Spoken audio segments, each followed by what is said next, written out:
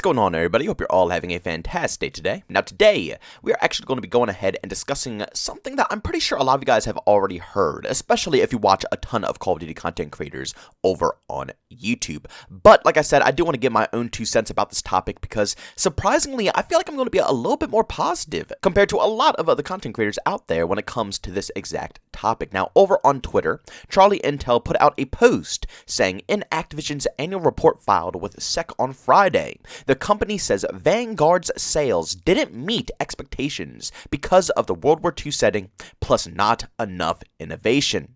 Says this year's game will correct those with modern setting and innovation. There's 3,000 people working on COD. Now, I do want to say I'm very happy that Activision is finally owning up for their mistakes here, because it's been a long time that they just push these products out and they just don't accept that they're absolute failures. You know what I'm saying? They try their hardest to cover it up and make the games look fantastic. They'll show us DLC, they'll show us content, you know. They'll do everything else in the world besides just tell us, hey, the game failed, you know. It's on us, it's whatever, let's move on to the next one. They never go ahead and admit that, but to finally see them do this is also very, very, very, I don't want to say fascinating, but it's, what's the word I'm looking for? Rewarding. Extremely rewarding. Because me and many other people in the Call of Duty community have been just begging Activision to recognize the issues with this game and change them.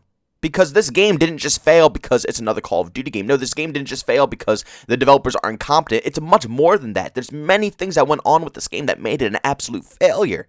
And they recognized it all, which feels amazing. They stated that the game taking place in World War II is one of the biggest problems, because it truly is. We just got done with a World War II game from Sledgehammer Games, so logically, if you sit down and think about it, would it be a smart move to put out another World War II game? No! Like, how much content can you truly pack into a game that's history-based? You know, World War II is based around historical events. There's not much else you could do to it to make it, you know, stand out from the previous World War II game. That's why they branched them out so much. That's why there hasn't been a legitimate World War II game since World at War. It took from World at War all the way until World War II to introduce another World War II game. Why? Because it's a history-styled game. You can't innovate on it. You can't put that much crap into it. You can't put all these crazy prototypes and stuff. This isn't modern day where you can put in weapons that, you know, are quote-unquote being worked on but aren't in the force just yet. This isn't near futuristic where you can just make up whatever crap you want to put into the game. This is World War II. Now, of course, if they said, oh, you know what, we're going to do like an alternate history event, you know, something like Wolfenstein or whatever, where it's absolutely crazy, you know, the events that happened in the past aren't true, we're going to deck out all the weapons, we're going to allow you to do anything, then yeah, so be it. That would have been amazing. It would have been innovative, it would have been cool, and it would have been definitely 110% different from Call of Duty World War II, but they didn't do that.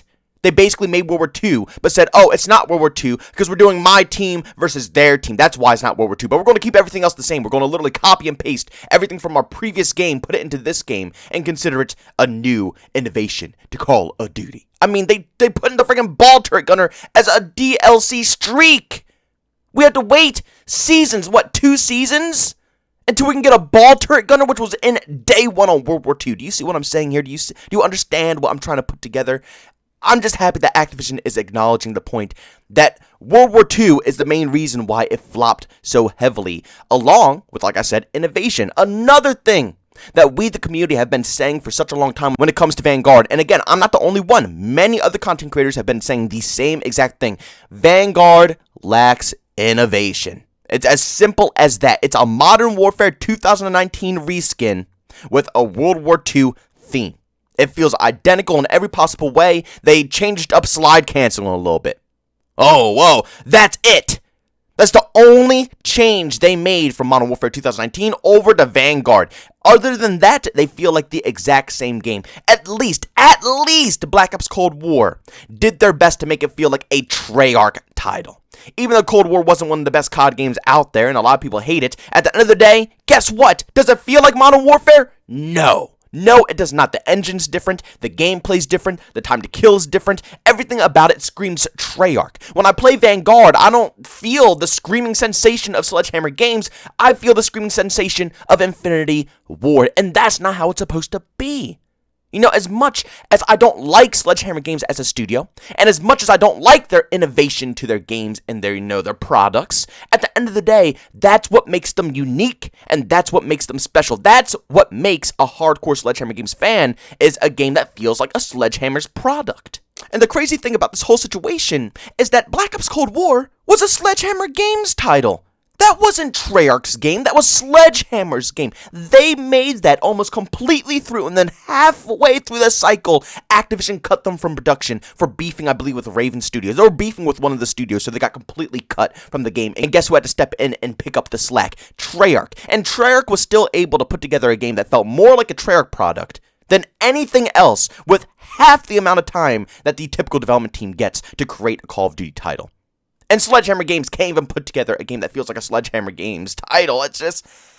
It was really bad this year. It was really bad. There was a lot of factors for why Vanguard flopped. It wasn't just because it was a bad game, because honestly, I can play Vanguard. If I have combat pacing on and I go on Blitz and I have 20 versus 20 and I could just vibe out and just, because that's the only way you can really tone down skill-based matchmaking. Skill-based matchmaking is always going to be a problem with COD. I haven't complained about it because I'm tired of complaining about it. You know what I'm saying? I ranted for so long about skill-based matchmaking through Black Ops Cold War and we got absolutely nowhere. So I'm done pretty much bothering with that crap. So the only way that you can get away from skill-based matchmaking in COD is through combat pacing. And guess what? It's pretty enjoyable. Yeah, I'll get my sweaty matches here and there, but 20 versus 20 and, having a random selection of people on each team is very enjoyable. It's different. It's something that we haven't experienced in a long time, especially if you're a console player. If you're a PC player, you know what this is all about. If you play old school games like COD 4, World at War, and stuff like that, the old school modded lobbies that have, 20 versus 20 and all that stuff on the old 6v6 maps. You could do that all the time, but if you're a console player, this is a brand new concept for you. And with all honesty, it saved Vanguard in many ways. But when I play, blitz pacing and all that stuff, I enjoy the game because down to its core, it's fundamentally decent. Like I said, Modern Warfare 2019 would have been a good game if it didn't have crap maps, if they didn't mess with the mini-map, if they didn't mess with the footstep noise, along with Dead Silence being a field upgrade with horrible footstep noise. It was a lot of factors that made Modern Warfare 2019 a very bad game, in my personal opinion. But I've always said, if that game got polished off a little bit more with better map selections, and like I said, all the problems I just said were resolved, I would have loved the experience. That is what Vanguard is. Vanguard is Modern Warfare minus the cheesy problems. That's why I can sit there and I can play it. But like I said, the lack of innovation, the lack of creativity, and also having to come back to a World War II theme after we just got done with it, seeing all this rehashed content, all this reskinned crap, it did not deliver for me. It did not deliver. So, altogether, I gotta say, I am happy that the next game is getting more focus. Am I disappointed that Treyarch and Sledgehammer were butchered these past couple of few years? Yeah, it's kind of sad that they had to have, the worst part of the situation. Infinity Ward has been completely prioritized. You can tell because they haven't had to do crap.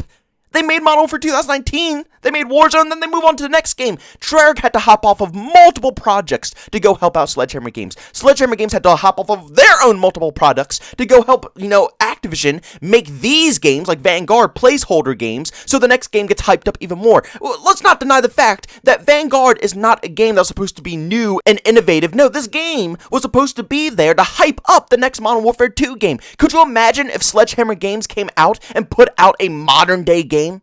Or if they put out a near-futuristic game? That would literally screw up the process of the next two COD games, because the next COD, obviously, is Modern Warfare 2, and the one after that is Black Ops 2.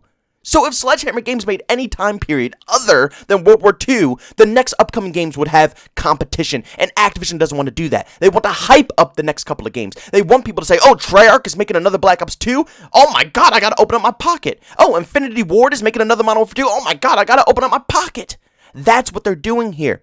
So they pushed out Vanguard to make the hype for the next upcoming games better. But I'm getting a little off topic. Modern Warfare 2, according to Activision, is going to have tons of new innovation, and it's going to have 3,000 plus employees working on the Call of Duty title, along with it, obviously, being modern day, which is very crucial as well, because, people eat up modern day games. Modern Warfare 2019, like I said, it might not be my favorite, but it's sold like freaking hotcakes. But innovation, to me, is a big one. Modern Warfare 2019 succeeded because of innovation. Ground War was the only thing that held pub matches together. If I had to sit through 6v6 any longer than 5 minutes, I would just break the game. I would break my PC since I don't have a physical copy. The PC would be out the window. It was very tempting multiple times. Ground War single-handedly carried that full game through its whole life cycle, along with Search and Destroy. Those were the only two fun things I really had a good time with. And then, of course, Warzone popped off, which truly took Call of Duty to the next level. But innovation was key for Modern Warfare 2019. Without innovation, the game probably would have not succeeded, at least in the way that it did. Now, Vanguard did have innovation here and there, like destruction, for example. They added partial destruction destruction, which I actually enjoy.